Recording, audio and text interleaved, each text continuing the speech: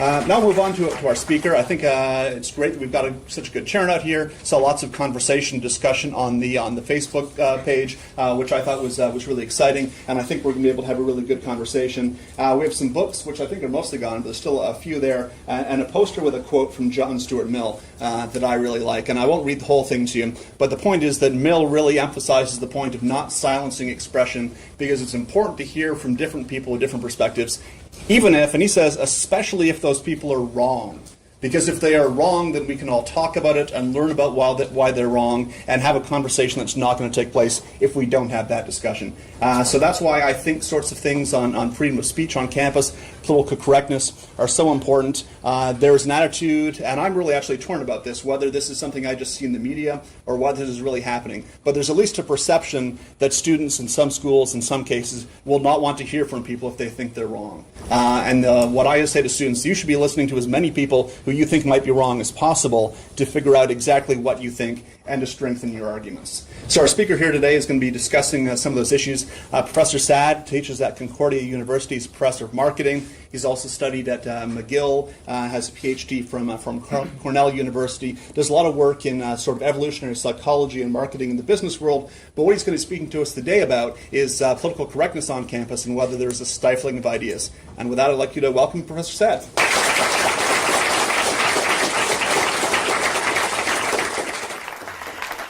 Hi guys, thank you for the lovely turnout.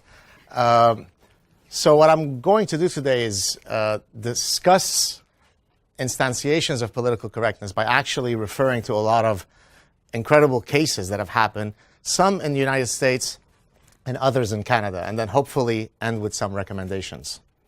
So fasten your seatbelts, trigger warnings, seek your safe spaces, get your blankets, here we go.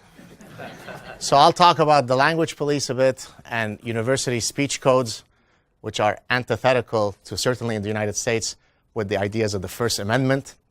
So by definition, they're wrong. The rejection of intellectual diversity, as Matt alluded to briefly. If you don't agree with my position, I shouldn't debate you. I should shut you down. Identity politics, another means by which political correctness is instituted. And then I'll talk about the culture of offense and perpetual victimhood via some of these recent phenomena of microaggressions, trigger warning, safe spaces, cultural appropriation, and so on. All right. So let's start with these three famous gentlemen, but there are many others. We have Chris Rock on the left, Larry the Cable Guy in the middle, and of course Jerry Seinfeld on the right, all of whom have said that they refuse to play on campuses because the campuses are too politically correct. When I say I mean them, if I were to make a joke about racial differences or about homosexuals or about a particular group or about differences between men and women, then it might get very dangerous for me. But of course, much of comedy revolves around highlighting some of these stereotypes. Sometimes they're true, sometimes they're not, but that's where comedy lies.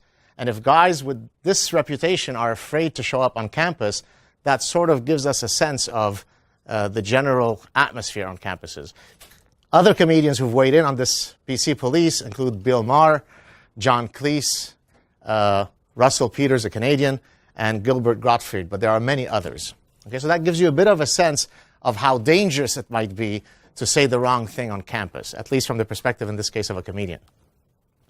So the current campus zeitgeist, the general atmosphere, let me give you a few examples. These are very, very recent ones. I chose these ones because they're so contemporary. They've happened in the last few days.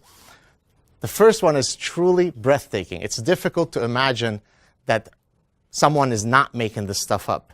Martin Luther King is apparently a vile guy. Students, activists at the University of Oregon debated the removal of the historic quote, the I have a dream quote, because it was less than fully inclusive. So if Martin Luther King could be the target of attacks of non-inclusiveness, we're all in serious trouble. The University of California, Santa Barbara Multicultural Center is now offering a workshop. Instead of microaggressions, these are micro affirming spaces that foster equity, inclusiveness, and people's strengths. So, of course, debating somebody and maybe proving them wrong would be an instance of microaggression, because God forbid that you would prove me wrong. The third one is also within the annals of that can't be possible. So a UBC law professor, Lorna June McHugh, didn't get tenure. I think she was there for 10 or 12 years at UBC, only published, I think, one thing, which wasn't a peer-reviewed publication. Peer review is the means by which academics judge one another's work. That's the means by which we debate ideas, and then hopefully if the paper gets published, it's because it's gone through a thorough review by your peer experts. So it's the means by which we conduct science and that we pursue academic pursuits. Well, this professor argued that the notion of peer review was contrary to her indigenous culture, which was based on oral traditions. So getting her to write things down and having it reviewed by peers was against her race, color, ancestry, place of origin, and sex. Now, you might think that the Human Rights Tribunal would laugh such a request, away. They didn't. It's now going to be heard. So somebody can genuinely, as an academic of 10 or 12 years, say the reason why I never published anything is because it's against my culture to publish anything. And someone takes that position seriously. Here's a paper written by a professor, I think, of English. The title of the paper is, I am a liberal professor and my liberal students terrify me. If you want the source, it's right there if you want to follow it up. I put up these quotes, and I'd like to read them because they actually say something very powerful about the environment in academia these days. I have intentionally adjusted my teaching materials as the political winds have shifted. I also make sure all my remotely offensive or challenging opinions, such as this article, are expressed either anonymously or pseudo-anonymously. Most of my colleagues who still have jobs have done the same. Hurting a student's feelings, even in the course of instruction, that is absolutely appropriate and respectful, can now get a teacher into serious trouble. In this type of environment, boat rocking, thinking outside the box, isn't just dangerous, it's suicidal. And so teachers limit their lessons to things they know won't upset anybody.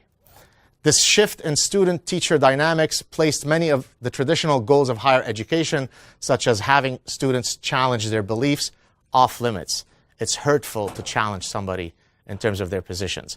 So it's not just that students refuse to countenance uncomfortable ideas, they refuse to engage them, period. I don't want to hear opposing viewpoints. Foundation of Individual Rights and Education, the acronym is FIRE, directed by a good friend of mine, Greg Lukianoff, did an analysis of disinvitations. Disinvitations are instances where a university invites a speaker, say, for example, for a commencement address, and then typically students, sometimes faculty, sometimes staff, will set up some sort of effort to get that person disinvited for whatever reason. And so they've documented from 2000 to 2014, and this is an underestimate, of 192 such cases. This is in the United States. The success rate is roughly between about a bit more than a third to almost a half. So these are people that you've invited, and then somebody complains, and then you don't invite them anymore. Of course, the speakers that are most likely to be disinvited are the ones that are perceived to be to the right of those triggering the effort, right? So it's not as though you're equally likely to be disinvited, irrespective of the political position that you hold. Depending on your position, you're more or less likely to be disinvited. Now, of course, this is profoundly chilling because it basically says that universities are becoming echo chambers. Let's go on. This is from Canada, the Justice Center for Constitutional Freedoms. They come out every year with a scorecard of all Canadian universities in terms of how well they uphold and adhere to freedoms.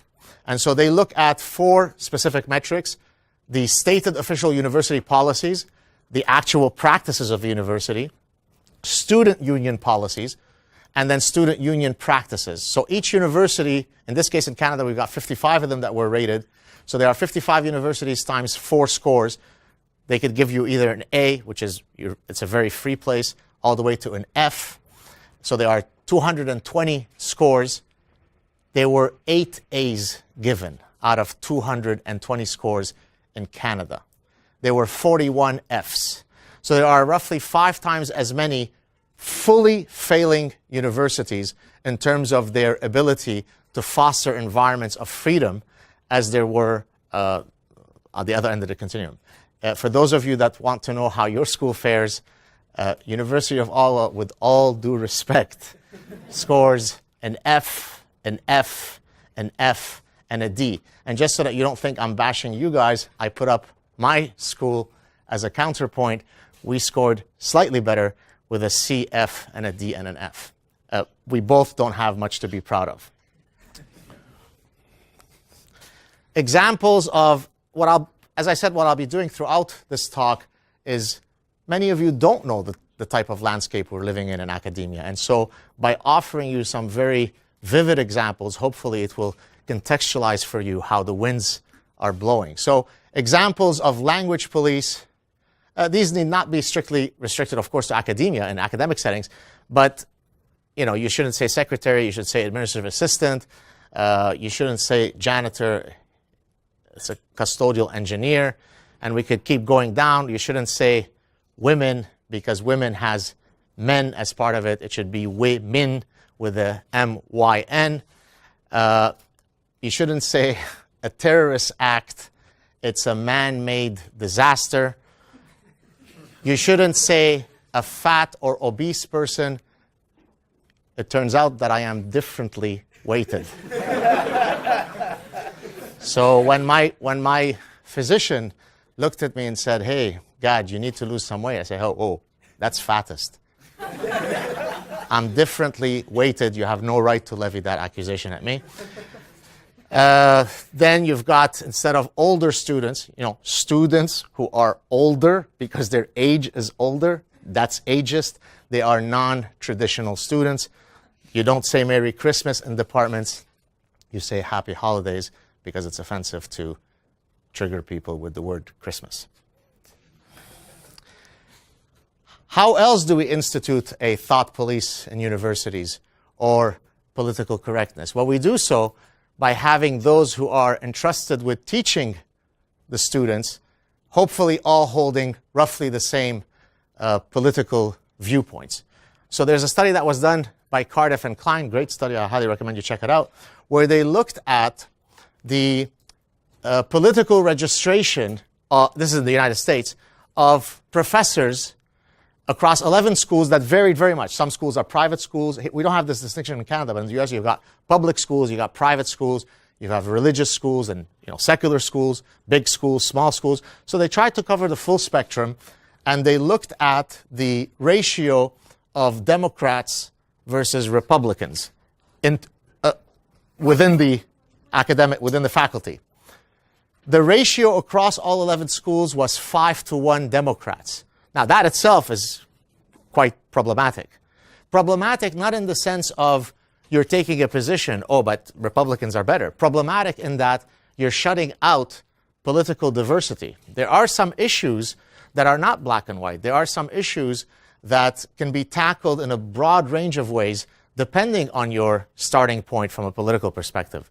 But before I get into that, as you may or may not know, the more you go into some of the social justice warrior type fields, the more that ratio gets more pronounced. So in engineering, you're likely to have a more even ratio across Democrats and Republicans, whereas in sociology, we have our sociologists over here, 44-to-1 ratio.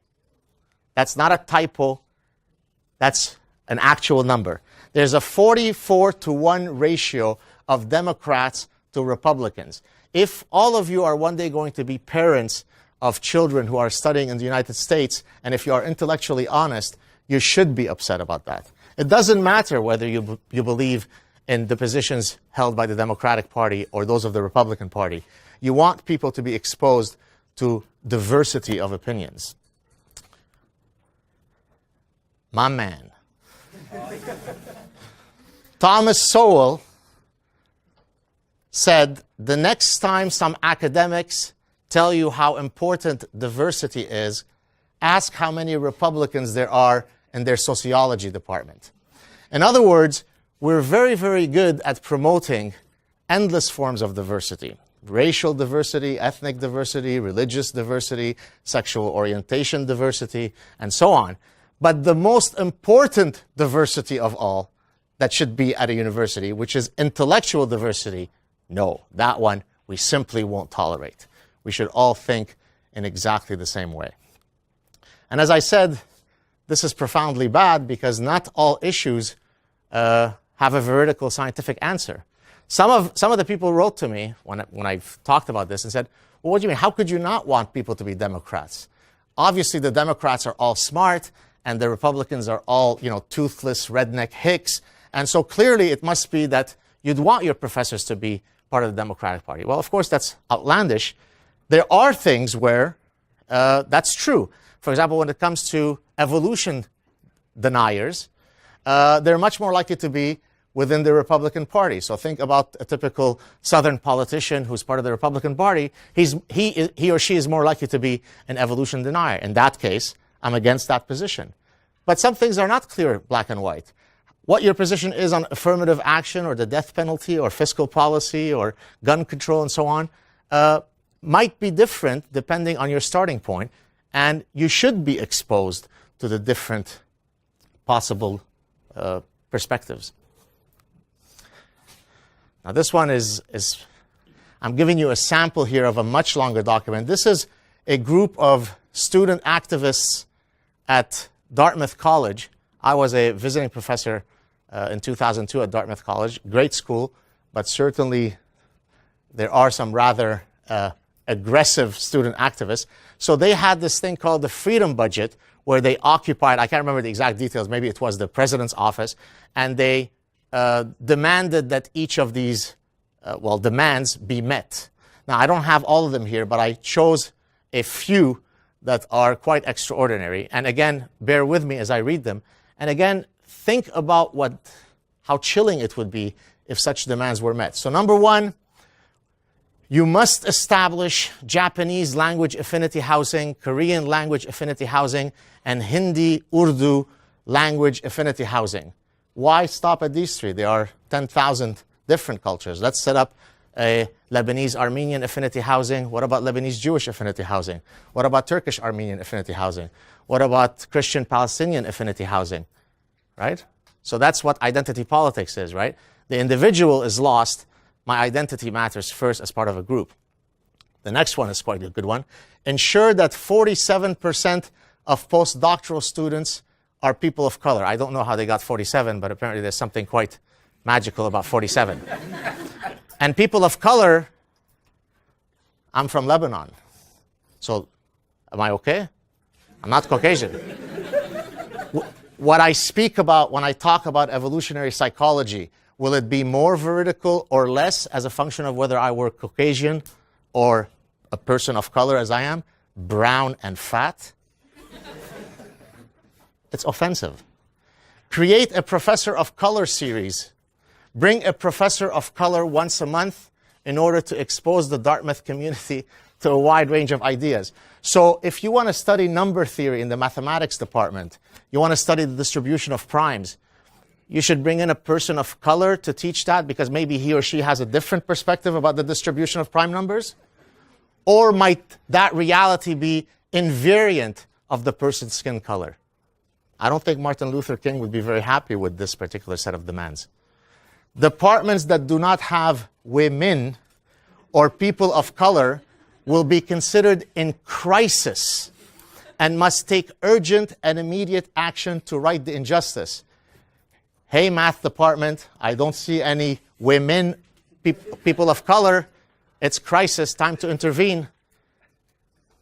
Ask staff, faculty to use students' and employees' preferred gender pronouns. I gave a talk at Wellesley College a few years ago where a student came up to me after the lecture, and she thought that it was perfectly reasonable that at the start of each course, professors, suppose I have, like in this room, I don't know, 100, 120 people, before I start the course, I should individually poll each person to find out what their preferred gender identity is before we go on with the course. To which I asked her if she thought that that was truly an optimal way by which we should organize society. And she thought, yes, because in case there is somebody whom you might address incorrectly, you'd be sparing them their feelings by making sure you do this to everybody. All right. All male-female checkboxes should be replaced with write-in boxes to make forms, surveys, and applications more inclusive. Now, frankly, I don't know what some of these terms mean, but anyways, trans, asterisk, two-spirit, a gender non-conforming, and gender queer folks. This should be a campus-wide policy. So this whole idea that humans are a sexually dimorphic species, male, female, that whole biology stuff is a bunch of BS. We need to be putting all this trans star stuff. Enact curricular changes that require all students to interrogate issues of social justice, marginalization, and exploitation in depth. Each student should have to take classes that will challenge their understanding of institutionalized injustice around issues of race, class, gender, sexuality. This learning objective could be embedded in all first-year seminars. It doesn't matter what you're attending university for. You will have to go to this re-education camp. We will tell you what you have to think. I don't care that you're here to study engineering or biology or neuroscience. You must take this re-education camp to learn how to hold the proper positions. And of course, professors are not free of the Gulag number 13 education camp. All professors will be required to be trained in not only cultural competency, but also the importance of social justice in their day-to-day work. So between running studies, looking at how hormones affect, say, women's behaviors when they're shopping, I will have to take a break and attend a seminar to learn about social justice. Here are some other recent examples that are quite breathtaking. On cultural appropriation and safe spaces, the Yale, how many people are aware of the Yale Halloween incident? Okay, quite a few of you. For those of you who don't know about it, let me briefly summarize it for you.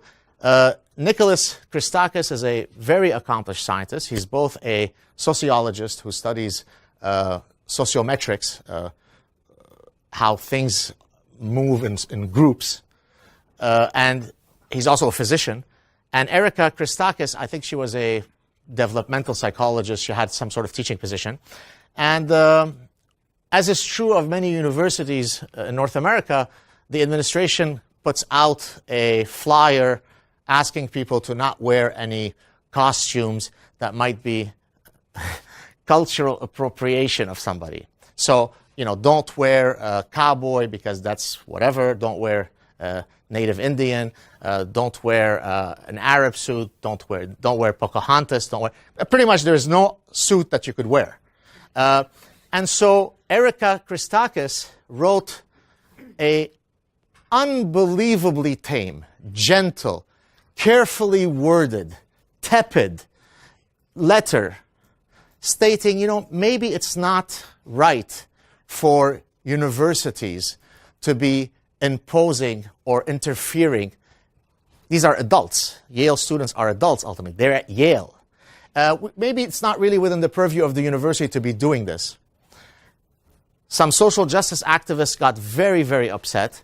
And her husband, who's also the master of one of the colleges, came to her defense. Now I'm going to show you trigger warning. There might be some words of profanity.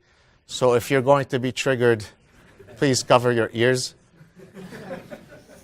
The exception is because other people have rights too, not just you. Walk away. Walk away. Interrupt me. It doesn't deserve to be listened to. Unsafe space here for all. Stay quiet. For all standing students. You understand that? As your position as master, it is your job to create a place of comfort and home for the students that live in Silliman. You have not done that. By sending out that email, that goes against your position as master. Do you understand that?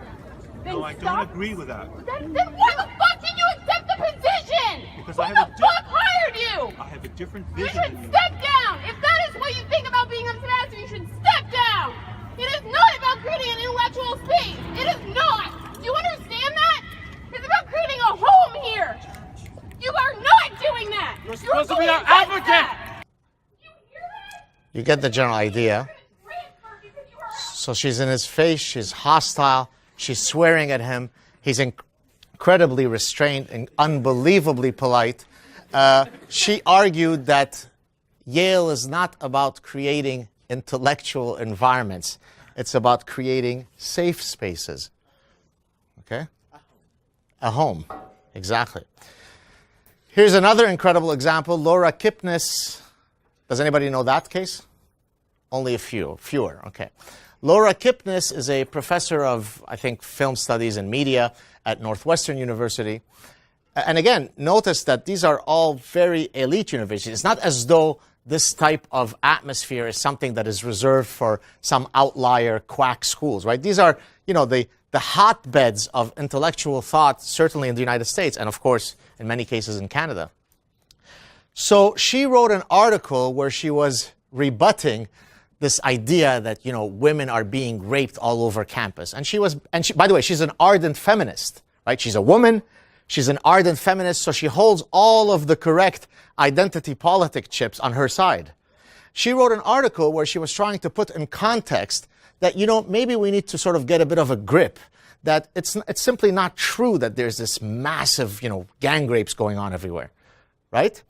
Well, students filed a Title IX charge. Title IX is a federal statute or act that basically says that you cannot deny access to education for people based on their race and ethnicity and gender and so on.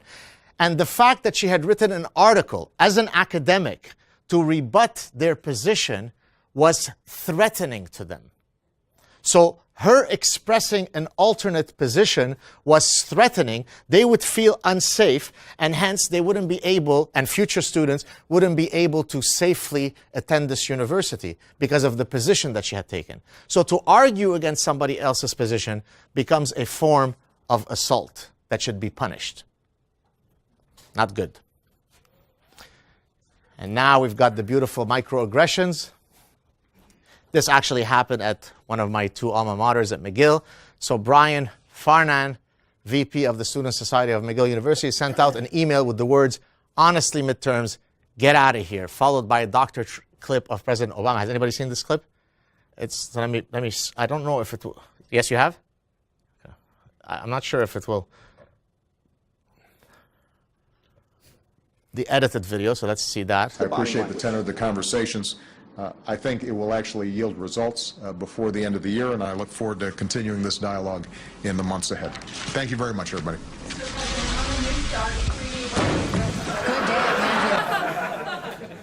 Okay. I mean, this literally was an attempt to say, right, get out of here, exams. I'm sick of exams. I'm tired of exams, right? Here's what ended up happening. The image in question was an extension. This is after he's bombarded by a witch hunt of social justice warriors. He's forced to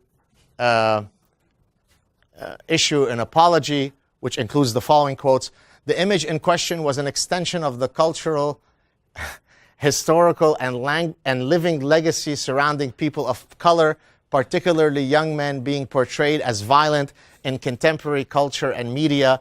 By using this particular image of President Obama, I unwillingly perpetuated this living legacy and subsequently allowed a medium of the Student Association's communication to become the site of microaggression. For this, I am deeply sorry. Right? So this person who put together this clip as a means of sort of demonstrating his frustration at the workload that he had to apologize for this microaggression. Let's look at the next one. This is could be construed as part of the rubric of microaggressions, but I gave it a different title. It turns out, by the way, that being respectful and kind is a form of racism. So let's look at this one from Queen's University. So Anisa Rouhani decided to wear a hijab for, I think it was 18 days, to see how people, she's an Iranian woman, but I think she's either Zoroastrian or maybe Christian. I can't remember exactly what she is, but she wasn't a Muslim woman. And she wanted to wear a hijab to see how people would respond to her when she wore a hijab. And it turns out that, to her surprise, she found that people were very kind and polite to her.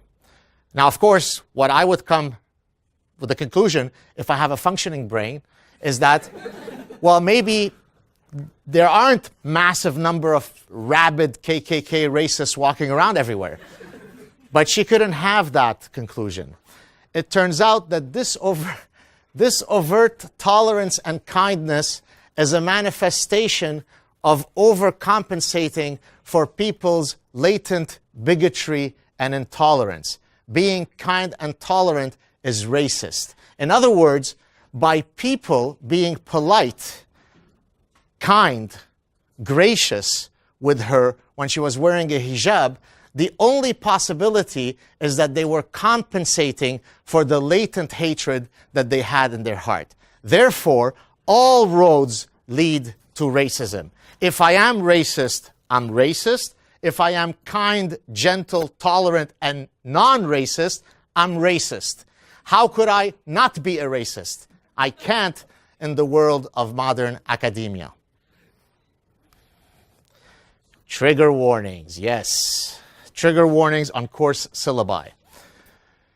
Oberlin College is really one of the places that's on hyper steroids of social justice warriors. They keep trying to outdo themselves. So they started with this whole, or at least they were one of the first to start with this idea that we should have a motion that requires professors to be aware of racism, classism, sexism, heterosexism, cis-sexism, ableism, and other issues of privilege and oppression. It also calls on professors to remove triggering material, anything that may cause a damaging emotional response when it doesn't directly contribute to learning goals, blah, blah, blah. So I thought, all right, let me look to see what types of topics might warrant a trigger warning. So here is a small list for you, and I will read them for effect. Discussion of sex, consensual sex. So I teach evolutionary psychology. Humans reproduce. They have this thing called sex. It's hard for me to teach the evolution of mating preferences and evolution of sexuality when the topic of sex is a triggering topic. You see the problem I'm in? You see the bind that I'm in? Pregnancy is triggering. Childbirth is triggering. Addiction, alcohol, needles, drug use, bullying, suicide. Death is triggering. Serious injury, sizeism, ableism, homophobia, blood, vomit, insects, snakes, spiders, slimy things, swearing, rape, abuse, child abuse, descriptions of medical procedures. That's going to be tough at a medical school. When I'm getting my residency in neurosurgery, it might be difficult to argue that those procedures are triggering. Corpses, skulls, skeletons, discussions of isms, dismissal of lived oppression, kidnapping, scarification, discussion of violence or war, Nazi paraphernalia, and anything. This we got to come up with sort of a brand topic if we haven't already covered everything else. Anything that might inspire intrusive thoughts for people who might be on the OCD spectrum, we need to have a trigger warning. So literally, anything that almost any professor could ever talk about may potentially require a trigger warning. Check out my trigger warning. Using your brain to navigate the real world should not entail a trigger warning. This course will assume that you possess the cognitive and emotional acuity of an adult. Life is your trigger warning.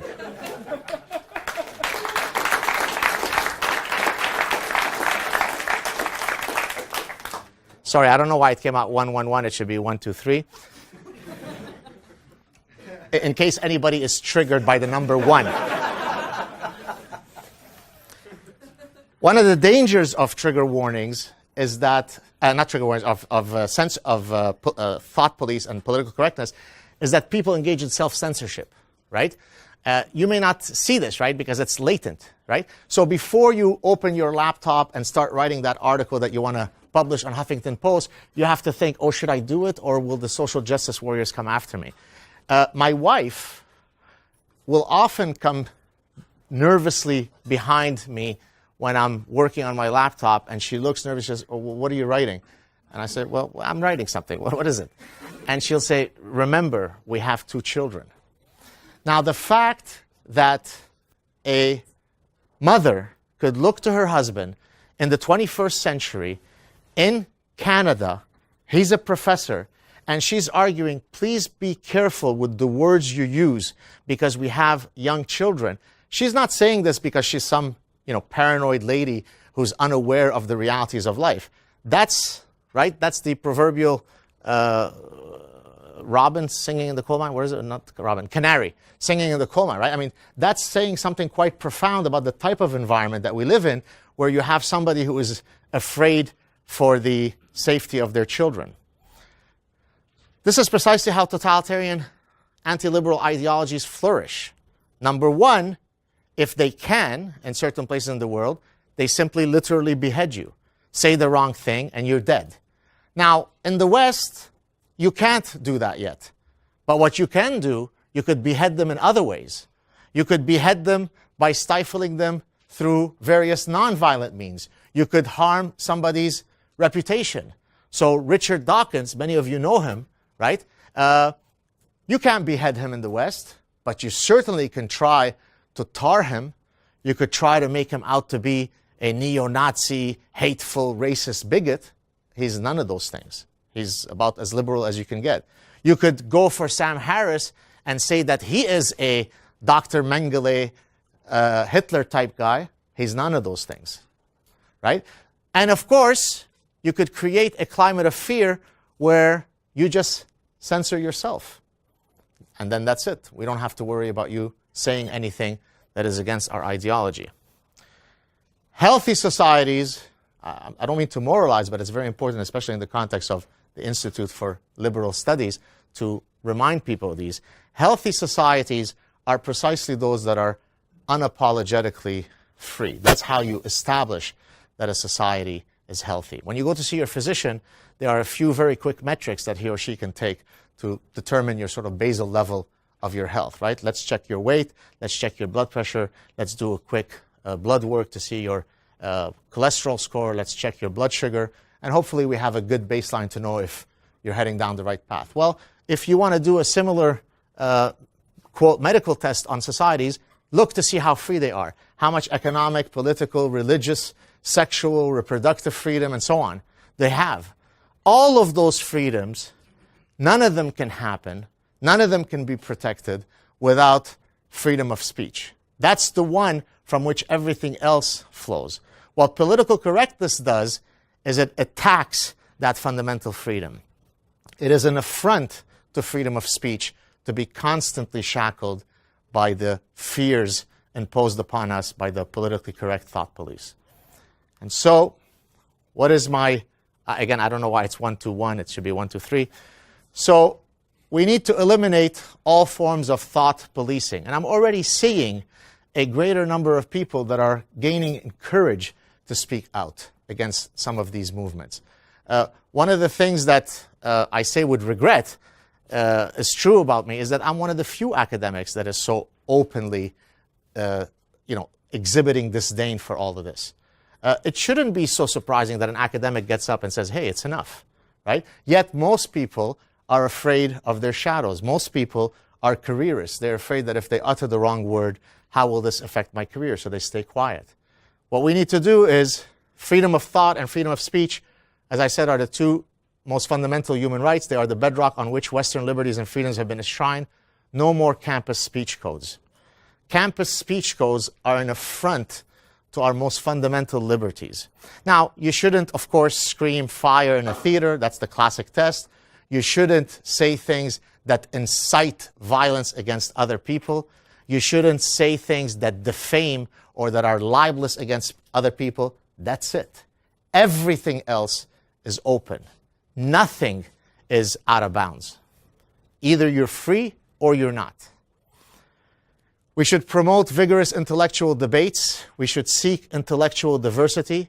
All ideas, beliefs, and ideologies are open to criticism, debate, mocking, ridicule, and other forms of scrutiny. Nothing, no one, no ideology gets a free pass.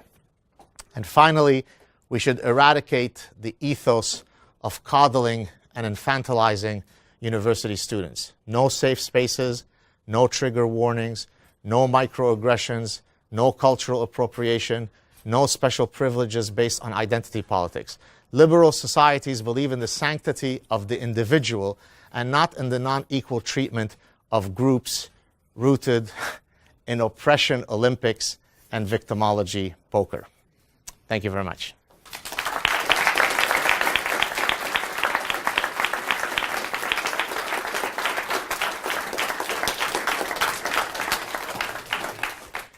And now I will take questions or comments. Yes, sir.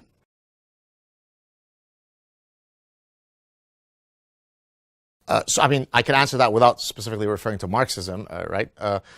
I think it's by getting people to have this sufficient courage to stand up. So one of the reasons why, and some of you follow me on my various social portals and so on, and I hope you'll attest to the fact that I take quite a bit of my time to engage with people. Not because I'm not very busy in a typical day, but it's because people seek me to say, hey, I'd like to contribute to the debate. I don't know how to do it, right? So if each of us takes a bit of their busy day to try to create an environment to bring out everybody, things can quickly flip. In other words, it doesn't take much for the pendulum to swing. But what you need to have to happen is that, you know what, does anybody know what the tragedy of the commons is? Does anybody? Okay. Let me, you do know what that is? Okay, so I'm going to explain it for many of the people who don't. So tragedy of the commons, and I'll link it to how I'm answering you. Suppose you've got 10 farmers who have their livestock grazing on the land. And the land is getting trashed because of the excessive grazing.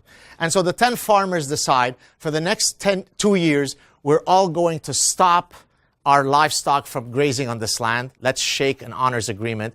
And then hopefully in 2 years from now, the land will have recovered. The tragedy of the commons happens because what do you think happens? Each of the individual farmers says, you know what's the optimal outcome? For me to cheat on the agreement, have my livestock still graze on the land. The other 9 guys will be super honorable and won't do it. And that's the best case scenario. The land will still recover and I still get to graze my land. Yes? Have my animals graze the patch. But of course, the tragedy of the commons is that they all think that, and then we get into a problem. Now, how do I link that to your story? Tragedy of the commons happens where each of us says, you know what? Somebody else, let Gad Saad fight this fight. I'm too busy today going to the party tonight. I'm buying my tomatoes and groceries. Let Sam Harris worry about it. No, each of us has the responsibility to contribute to this debate. And if enough of us stand up and say, look, we want to live in a free society where everybody is allowed to speak openly, things will change. Yes, sir.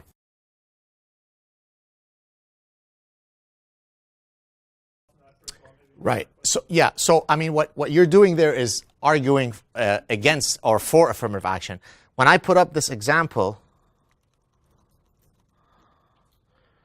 so I guess you're arguing about this one, right? My point is not, you should not construe from me putting this up that I'm either for or against affirmative action. My sole point in talking about this is that what you shouldn't have is the type of environment on campus where only those who are for affirmative action are allowed to have a voice in the, quote, non-existent debate, right? All I'm saying is, I don't care what your position is. You're for affirmative action, let's hear it.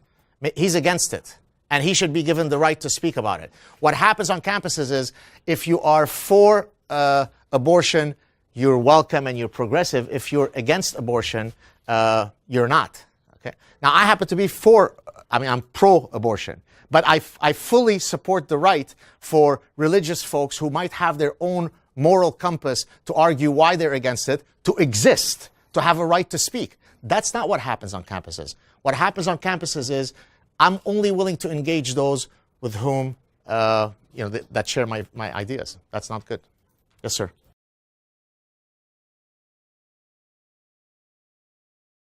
It probably will be addressed in the forthcoming book that I'm starting to work on. It's a long answer. I think it's a confluence of many, many different factors.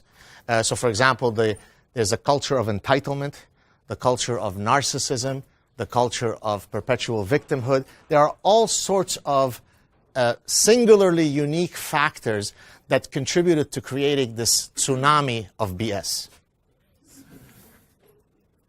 Yes.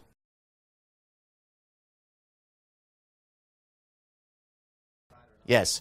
Yeah, great question. So I often get professors writing to me privately to share with me their admiration of what I do. Yet that same professor will not press the like button on a Facebook clip. So imagine how intimidated that individual is. I mean, and believe me, go to my stuff. It's not as though I put up, outrageously, crazy stuff, right? I'm very, one of the reasons I think I've been fortunate not to have, hate mongers coming after me and so on, is that, I'm quite measured in what I talk about. I talk about from a position of, I think, facts, and then, so usually the hate guys don't come after me. But yet they're still afraid to like my Facebook page, because they've really been taught at this point that just holding a position is dangerous. Just always sit on the fence. Always be quiet. Never talk about religion. Never attack. And for example, postmodernism. I'll give you an example, right? So postmodernism is a movement that basically says, for those of you who are not familiar, everything is relative. There are no absolute truths and so on. That's why it is known as an anti-science movement, because science operates on the premise that there is a truth out there to be discovered, and hopefully we're going to try to approximate it. And so I go after postmodernists. Most of my colleagues who write to me and say, oh man, you're exactly intimating what I want to say. So why don't you say it? Well, because my colleague is a postmodernist. I'm afraid because I'm going to be up for promotion next week, right? So for all sorts of very human, earthly reasons, people basically cower. And to answer your question and then yours, the only way we're going to break out of this is by having a sufficient number of people have the conviction to stand up and say, no, this is wrong, I won't have it. And then things will change. Yes, sir.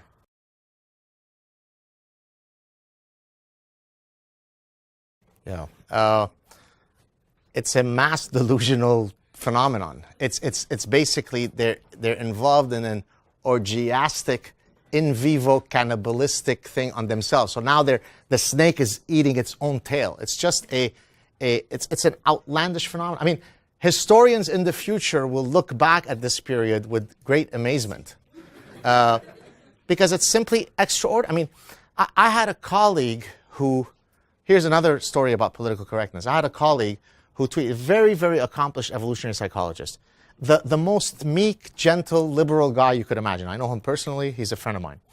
He put up a tweet where he said, now you might say that the tweet was obnoxious, and I would agree. He said something to the effect of, hey, overweight folks or students, if you don't have the willpower to avoid that pasta dish, how likely are you to finish your dissertations? Obnoxious.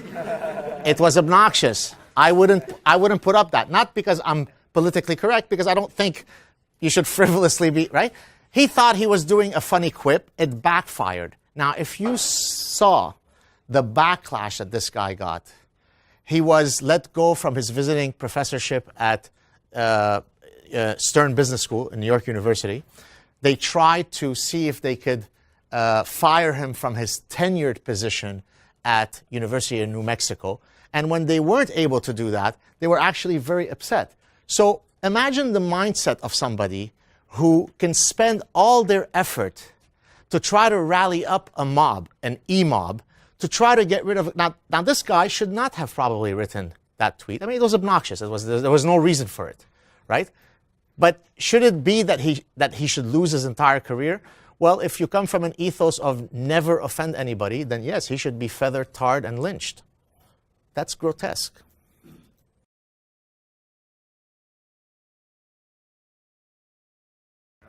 I mean, I do have success. I get tons of emails and communiques from people saying, look, I started at position X, but after following you, I'm now in it. But it's costly. It's effortful. You know, it's not easy because you have people who've been inculcated with these ideas for, 10, 15, 20 years. It becomes very difficult to extricate their heads from the sand. One of the expressions that some of you who follow me will have heard me use is the Ostrich Brigade, right? So the Ostrich Brigade are the folks, it's not quite the same thing as the regressive left. I mean, usually members who are in the regressive left also are proud ostriches.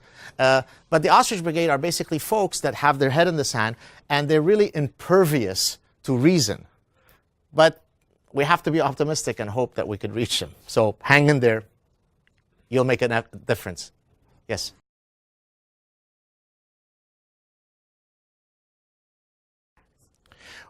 Well, you should be allowed to be an idiot.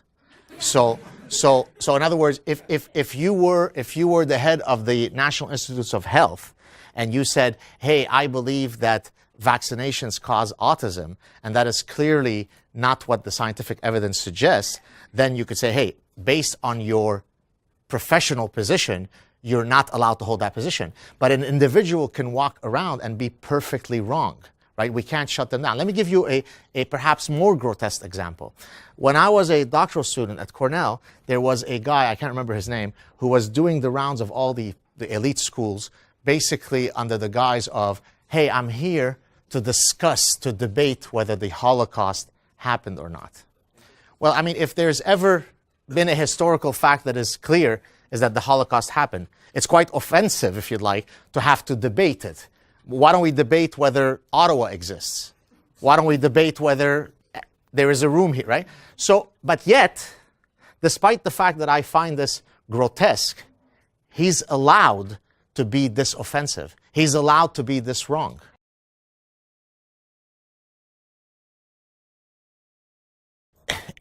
In the competition of ideas, just by having everything out in the open, eventually the mechanism is autocorrective, and the idiotic ideas will lose. And that's why we have the peer review process, right? So that lady who's an indigenous person who said, I shouldn't be under the purview of peer review. So how do we judge your work, right? So that's how we do it. We keep things in the open. You have a right to speak. I have a right to speak. If you win, hey, good for you.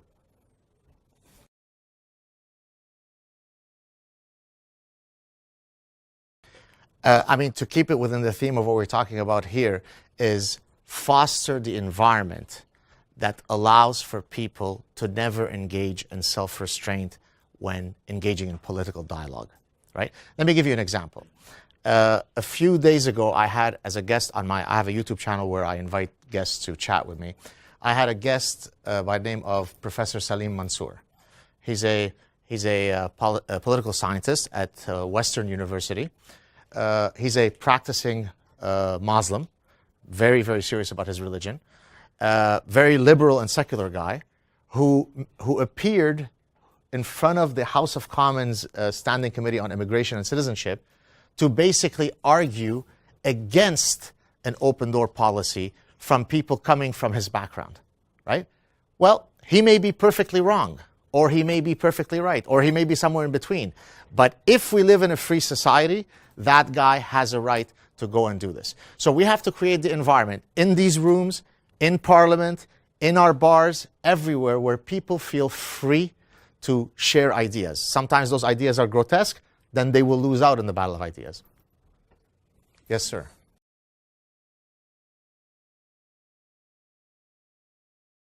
So the only thing that I know of the case is that he won, but I heard, but I haven't read the decision, that some of the things that the judge said seemed a bit chilling.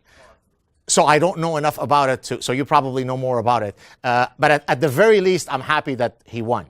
For those of you who don't know, this is a guy who I guess tweeted, and you'll correct me if I'm wrong, who tweeted against some sort of staunch feminists some stuff, and so they accused him of cyberbullying, correct? And he can't be next to a computer for 2 years or something like that, right? Yeah, you banned the internet for about a year. Right. Over $100,000 in legal. Right. Incidentally, just for you to know, I had a similar situation. I engaged with actually three separate women. One of them had set up a site called Rape by Fraud. And she was trying to pass a bill or a law in the United States whereby if a person in a duplicitous manner gets somebody else to go to bed with them. For example, you lie about your income. You lie about your age, right? You engage in duplicity to bed someone. That should be rape by fraud. So I put up a sad truth. My YouTube channel, by the way, is called The Sad Truth, SAAD, where I basically said, 95% of people who engage in online dating should be summarily taken to prison because they're all rapists. Instead of engaging me, she started sending me threatening things, saying, I'm going to get my lawyer to sue you for defamation. So in her worldview, she takes a public position, another public figure attacks her position, that's defamatory to her. That is chilling. And then I had two Forbes journalists, female journalists. I went back and forth with them on Twitter, and the minute that they saw that I was kind of a no-nonsense guy, they started crying cyberbullying. So I pulled the big card out of my pocket. I said, why are you attacking a brown, overweight man from Lebanon? Guess what happened? Poof, they disappeared. Because when it came to victimology poker, I hold the cards. Now that's grotesque, right? She's not engaging me based on the merit of my arguments or hers. It's who holds the better victim cards. I win, she goes away. Had I been a white guy from California, I'm dead.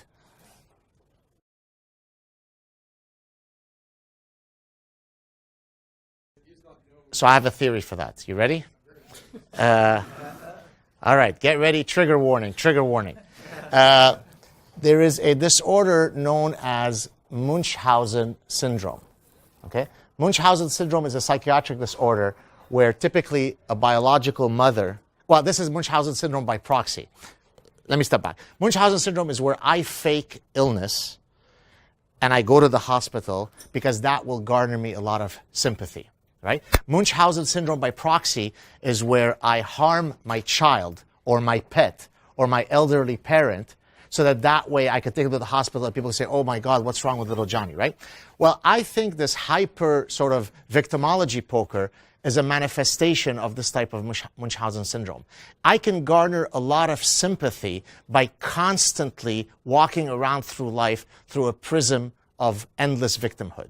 People respond to that. Oh, it's okay, you're a protected class. Oh, it's okay, gentle, right?